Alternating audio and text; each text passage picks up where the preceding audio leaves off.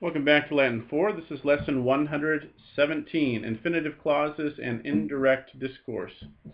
The infinitive used in place of the indicative after a verb of saying, hearing, and the like is a clause and is the object of the verb of saying. So as in English, he says that he is going home.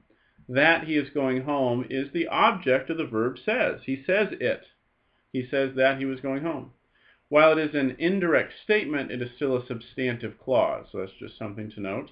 And he says here, that we pronounce indirect discourse not discourse, but discourse.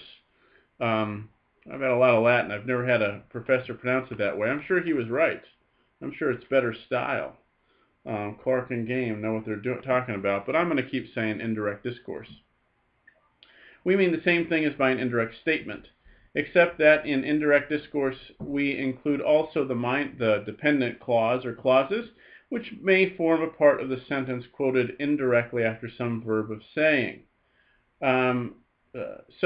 Simply put, indirect discourse, you are going to be using the subject in the accusative and the verb in the infinitive. So the tenses of the infinitive have been explained back in lesson 88. You should review that. The tenses of the subjunctive must follow the sequence required by the verbs of saying. Remember, historical tenses follow historical tenses, primary tenses follow primary tenses. So again, you can review that from lesson 108. But he gives you great examples here so that you can look at this. So the direct way of saying, I'm going home because I'm tired, domo meo quod sum defesus. He says he's going home because he's tired. Dicit, se dumum ire, se ire, accusative with the infinitive, quod sit defesus, because, and that's going to be followed by a subjunctive, because he was tired. He said that he was going home because he was tired. Right? So if the verb is, now they're talking past tense, he said this, dixit, then your se domum ire stays the same, because your infinitive just goes along with the time of the main verb. But then your clause that goes into the subjunctive has to go back a tense to keep up with the main verb. Likewise, I went home because I was tired. Domum ibam quod defesus fui. He says, se domum isa, the perfect infinitive, quod defesus fuerit. Right? Pushes it back a tense, because you're talking about now a past idea. And then dixit se domum issa quod defesus fuisit. So that last after the quad got pushed back a tense. It's not just perfect subjunctive, it's pluperfect subjunctive. Right? And I shall go home because I am tired. Dicit se iterum essa, future infinitive, easy. Domum quod defesus sit, present tense in a subjunctive just goes with the tense of the main verb. Dixit se iturum essa domum quod defesus esset, or fuisit. Again, he said that he will go home. Future infinitive, easy, iterum essa.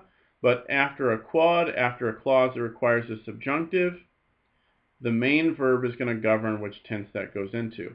So, review these sections in 88.5 about the tenses of the infinitive, and review the sections in lesson 108 about the historical tenses following historical tenses and primary tenses following primary tenses.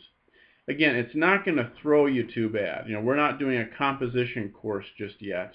I don't think it's going to throw you too bad in your translations. So give these translations a try, and let's see. Numquam ex illo audivi illam pecuniam esse suum. I have never heard from him that this money is his, or that this money was his. I have never heard him say that it was his. So if it's was, why is it a present infinitive in the that clause, essa? Well, because for the infinitive, the present tense of the infinitive just means at the present time as the main verb. 2. Nos a concilibus capuum venire iusi sumus.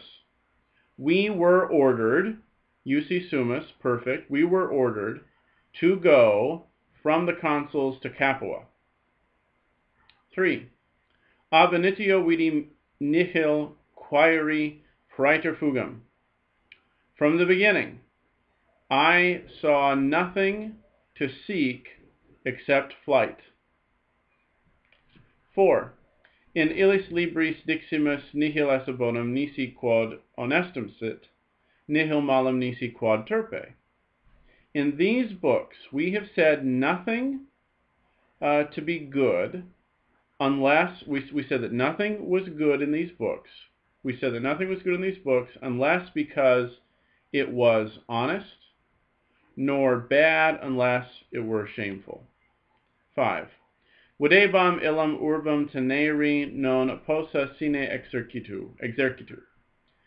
I was seeing that the city could not be held without an army. So what's happening? The verb is imperfect, I was seeing, and it's being followed by something, an indirect discourse. So the subject is going to be in the accusative. It was not possible for the city to be held without an army. All right. Well, we are really in the home stretch. That's it for lesson 117.